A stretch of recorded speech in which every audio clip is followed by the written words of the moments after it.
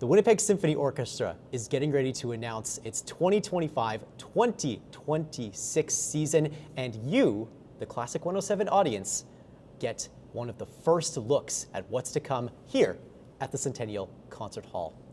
I'm joined by the Winnipeg Symphony Orchestra's conductor, Daniel Raiskin. Thank you so much for joining us and for telling us about the season here. This is so exciting. Thank you for having me. So maybe before we even dive into this next season, we're right smack dab in the middle of our 2024-2025 season. How has everything, from your estimation, been going so far this year? There's a couple of new things that you've been trying, a couple of new works that you've been sharing. How are you looking back on this season as a whole? Well, I would say that so far it has been a great and joyful ride. We are indeed in the midst of the current season. This week, preparing two programs. One of them includes the world premiere of a new violin concerto by our composer in residence, Haris Stafilakis, who is also a co-curator of the Winnipeg New Music Festival, which was in January now again, and was a great success. And then in a weekend we are performing two concerts at the new Centennial Concert Hall at Centennial Concert Hall at the University of Manitoba with a Husli male choir celebrating their 55th anniversary of male choral singing here in Winnipeg and Manitoba.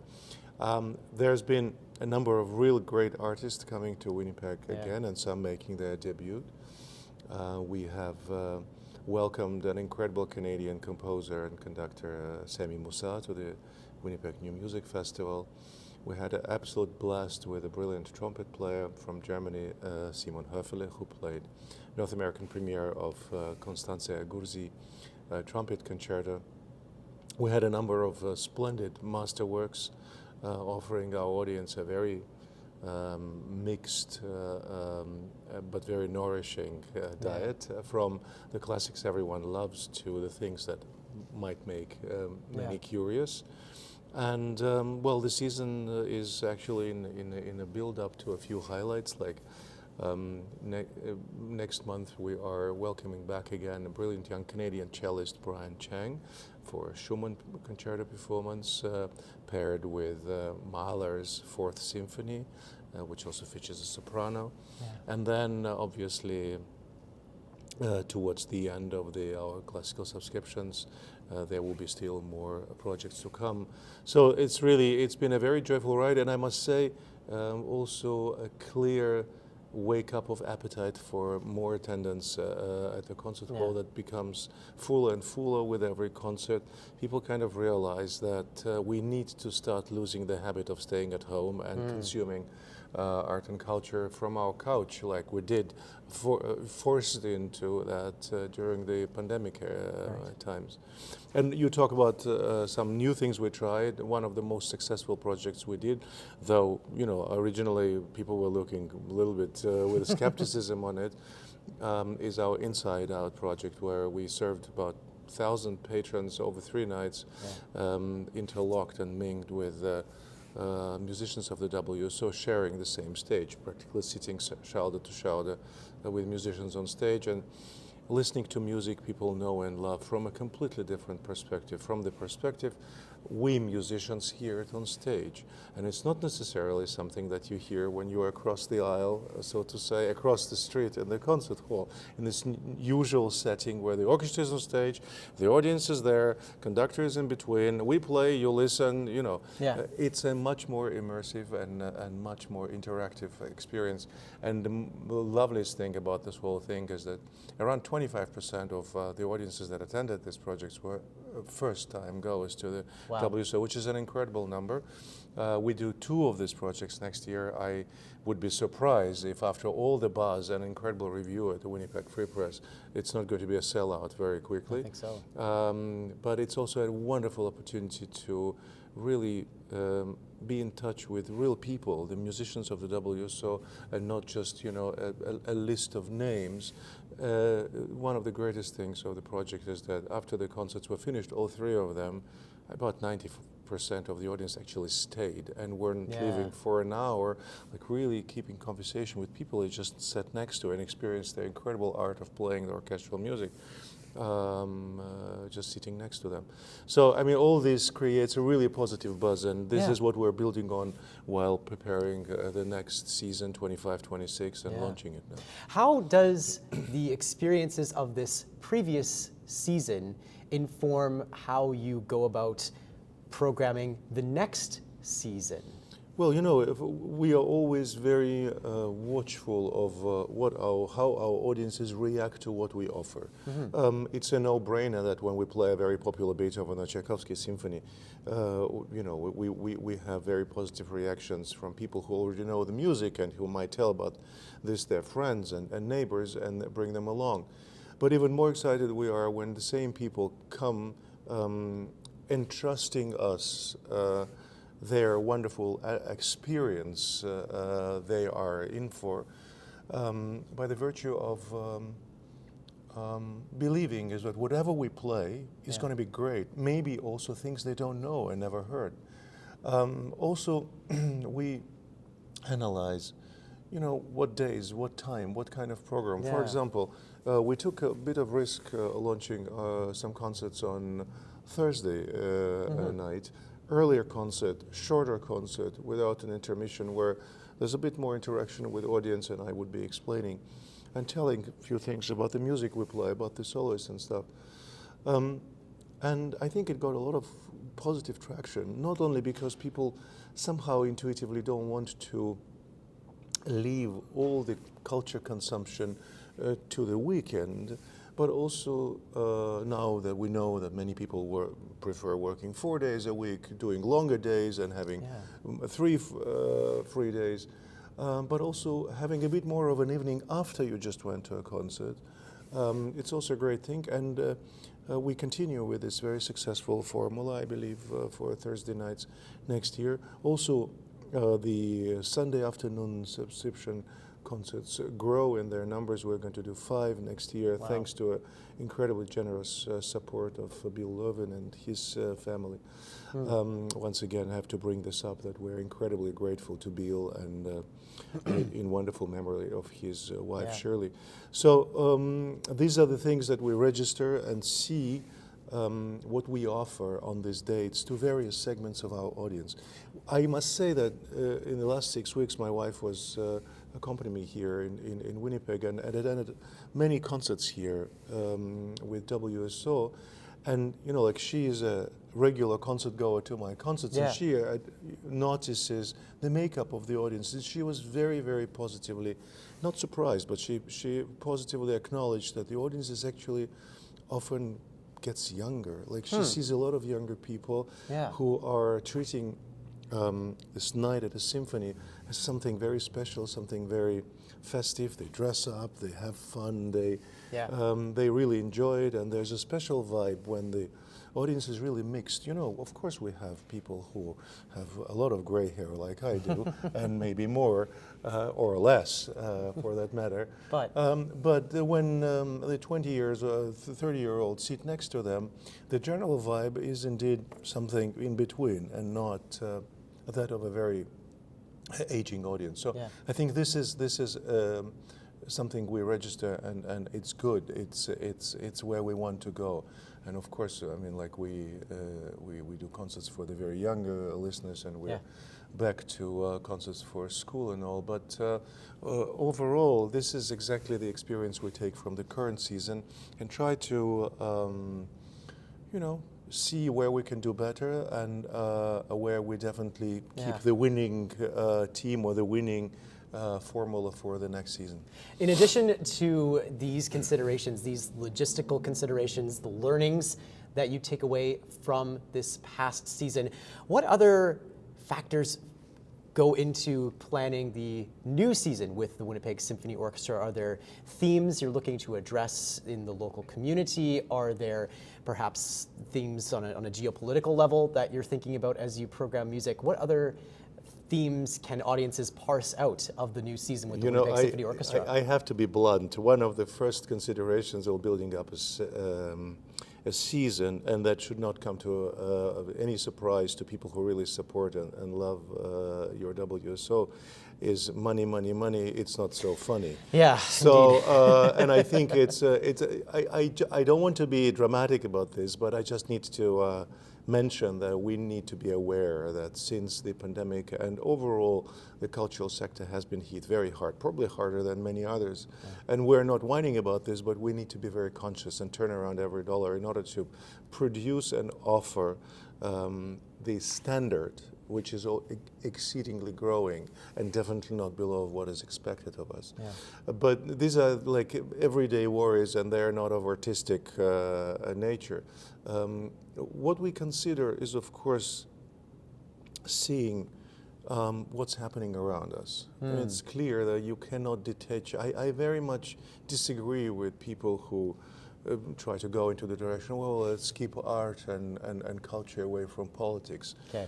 Musicians, artists, painters, actors, writers, these are all the people tuned so keenly to what's happening around them, just for the simple sake of being relevant of what we have to say, and especially creative artists. And then we performing artists who often bring to life works by those who have actually composed or written, are people that are the link between those who create and those who listen or watch and consume.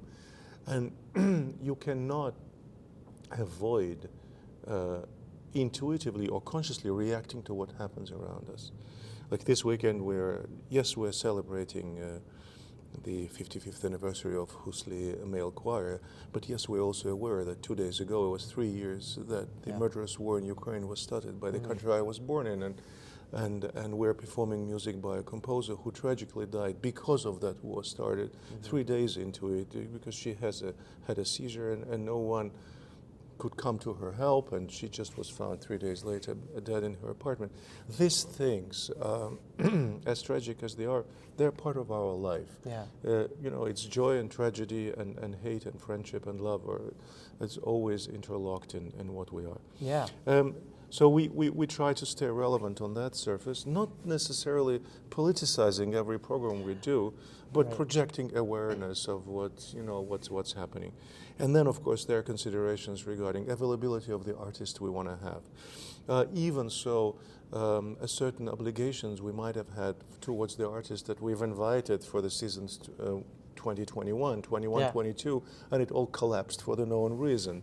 So now we try to return them back on stage, or some people weren't available 3 years in a row. Now we secured a date with them, and now we are trying to build a program around that. And then there are everlasting, the long friendships, that have been vested on this stage and became a major part in what we present, like the concerts with my very dear friend and wonderful pianist Alexei Volodin. No, I was just going to say, who has been here already a couple of times, and every time nothing short of a furore, absolutely bringing to Winnipeg. So he is going to be the artist opening our next season with performances of 2 concertos by Tchaikovsky, the first and the second, and 2 various concerts paired with Brahms Symphony.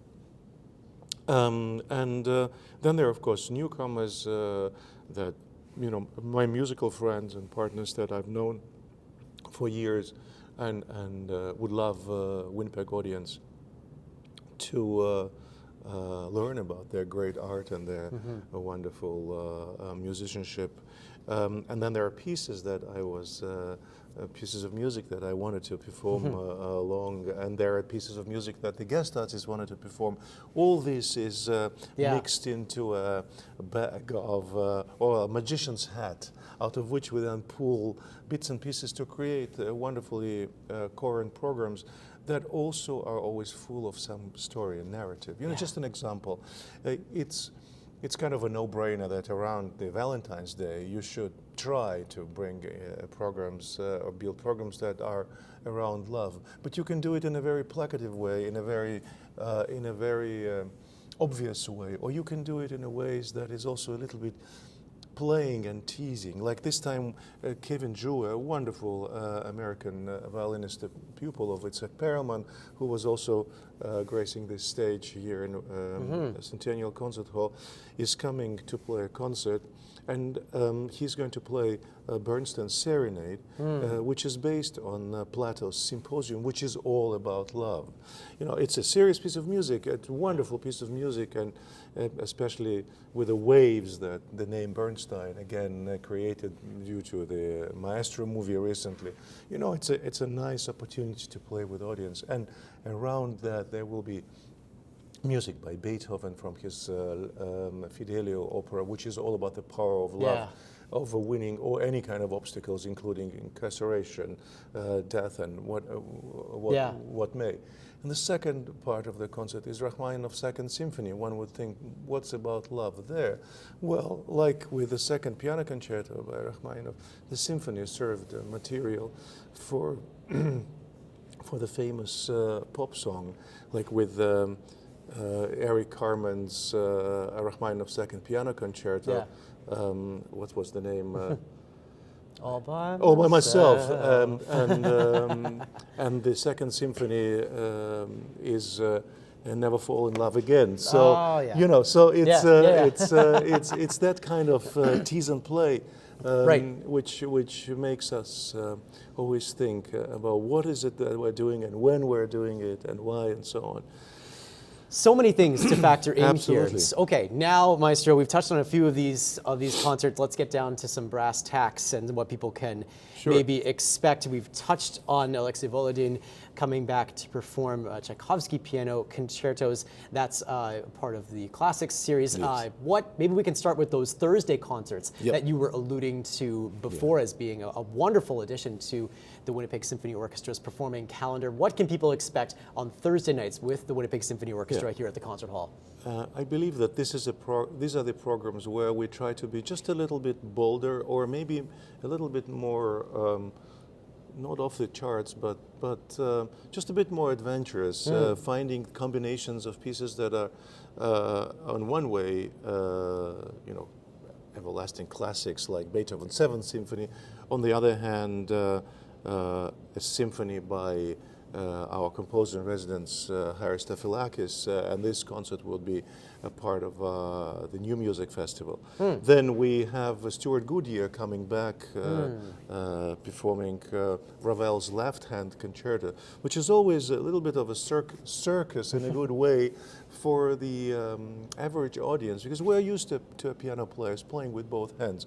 Well, this piece was written for Paul Wittgenstein, an Austrian pianist who lost his arm during the First World War.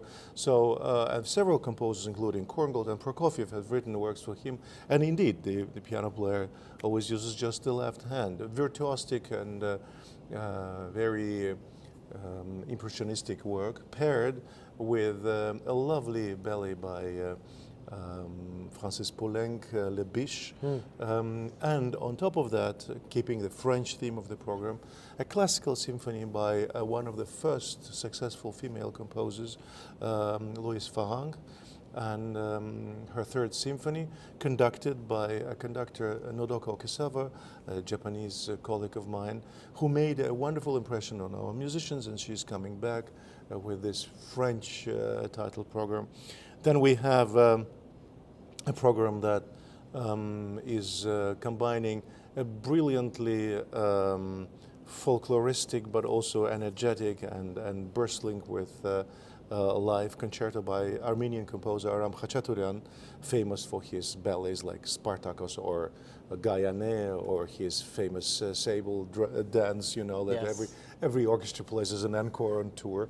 Well, his violin concerto is one of the most popular works in that genre, the 20th century music. And I bring in a very good friend and colleague of mine, Alexandra Kononova, who's going to shine in that piece. And in the second part of the concerts are symphonic dances from Bernstein's West Side Story, which is actually, you know, like I would be surprised if half of the audience is not dancing. You know? These are not just symphonic dances, but you have also, you know, the vibes and the moves that you want to be part of. And well, I have to mention it. There's one project that is incredible that it's going to happen. A generation of people of my age, and maybe also many younger, Yeah. know very well what the Police is. An incredible UK band, Yeah. which was really big in 80s and 90s. Around three brilliant people like Sting and Stuart Copeland, the drummer, Yes, amazing. and Andy Summers, guitarist. Well, Stuart Copeland is not only a legendary drummer of the Police, he is also a wonderful contemporary classical music composer. He's composed a piece which is called Tyrant's Crush for percussion set, drum set, and symphony orchestra. Very relevant, I believe, in our times when we talk about the crush of tyrants. We have a few to crush around us this time around, and that is the piece that is paired with Beethoven 7. But I'd be sharing stage with my son, who is a brilliant percussionist, now living in New York, you know, both I and him not only adored the Police and grew up with his sounds, Wow. but making music with your own kid, you know, on stage, it's something I could have only dreamed about. And you know, over the years, I have accompanied or welcomed on stage of the WSO quite a number of young soloists who are children of the WSO members, you know. Or younger community musicians here. So now sharing the stage with my own son would be nothing short of magical. And actually, he already played with the WSO a few years ago. He was still only 20 or so during our New Music Festival,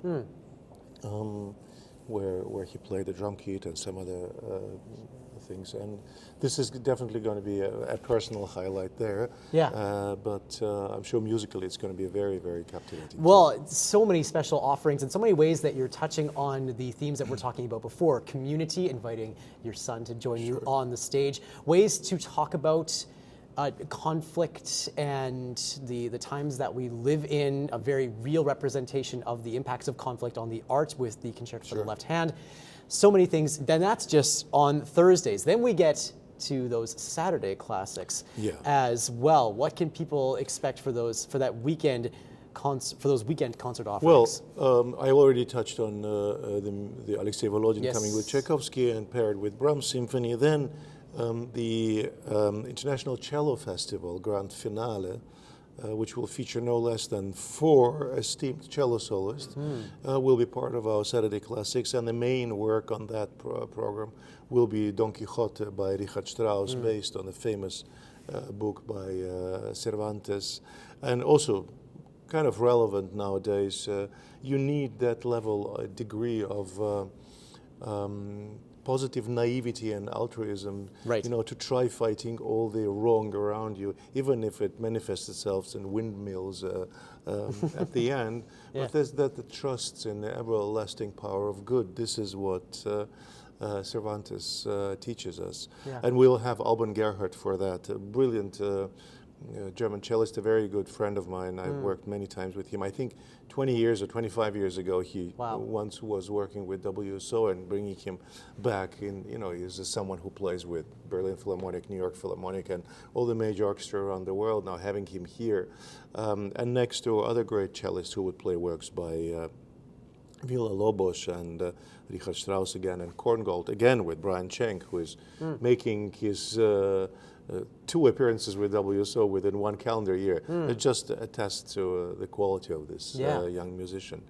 I jump to the end of the season, where we are welcoming another very good friend of mine, principal clarinet player of the Los Angeles Philharmonic, Boris Akhleverdian, playing Mozart clarinet concerto, paired with music by Mahler and Shostakovich, 2 composers that are central in my repertoire, in my love for music. And this is going to be a grand finale of our season. I already spoke about Kevin Zhu playing Bernstein and Rachmaninoff's Second Symphony being part of that program. This is lending exactly on Saturday, February 14th, 2026, and I'd be surprised if we're not having lots of couples in love during these concerts, and lots of red and lots of hearts and stuff. I would want to see this program sell out pretty quickly. Right. Nordic Horizons will be represented by current music director of the Calgary Philharmonic, a great Norwegian colleague of mine, Rune Bergman, who is coming to conduct the inextinguishable Fourth Symphony by Nilsson. Inextinguishable in that setting is referring to inextinguishable drive for life and inextinguishable against all odds, inextinguishable love, inextinguishable hope, inextinguishable everything. You know? And this is what we need. We can't afford any of that kind of being damned and extinguished. And the same program there will be Sibelius and of course Grieg from his home country in a very authentic reading, I believe. And yeah, these are the 5 nights for Saturday Classics, and some of them will be, most of them will be then repeated during our performances on Sundays, for those who rather attend a 2 p.m. concert on Sunday as opposed to Saturday night. For many people it might be late, or if it's in a colder period of and darker period of Winnipeg weather, they'd prefer to go over during the day. And others are going to be, other Sunday nights, Sunday afternoons will be an amended part of our Thursday's Classics. But there's another 5 concerts there. So quite a generous offering, I would say. I should say so. Plenty to get into, and something really for any sort of music lover, regardless of whatever nationality or heritage they might find themselves from, or whatever mood strikes them. I think this runs a wide gamut of offerings that people can sink their teeth into or dive into for the first time. Of course, the Classic Series, just one part of what the Winnipeg Symphony Orchestra does in a season. There are also the fabulous children's programming as well that comes up. Some other special offerings that come down the line. Some really cool stuff for the what we call now Life of the WSO, our former pop series. Well, again, mentioning someone like Stuart Copeland, who will be here in Winnipeg, himself performing during the 2 nights of Police Deranged. And then there's a project around music by Genesis, another band I grew up with, and really no shortage of great offerings for kids and many others on the pop side, and as usual, really very exciting offerings in the realm of symphonic movies, you know, all that stuff. So I would simply encourage everyone who is really interested in WSO or is becoming interested and curious to check our website for that, and really hurry with purchasing the ticket, because many of these projects I know will be selling out quickly. It's good for you to know, it's good for you to know, for everyone to know that you have your good seat secured. It's good for us, because then it allows us to plan and to work with our future things in advance without waiting for the knowledge about how did we make it in box office. Right. No, absolutely. Taking the risks like you were talking about before, things that audiences are really going to enjoy, balancing that with things that you know an audience is going to love, those live at the movies, for instance, performances, or a Handel's Messiah over at that's Knox another United one. Church. Sure. That always is a huge hit. So, more details at WSO.ca. Of course, more details at classic107.com and on the Classic 107 app. Thank you so much, Maestro, for joining us and telling us more about the 2025-2026 season. Wonderful. Thank you for having me. I will gladly welcome everyone who is interested to our concerts and really enjoy a unique vibe of classical orchestral symphonic music.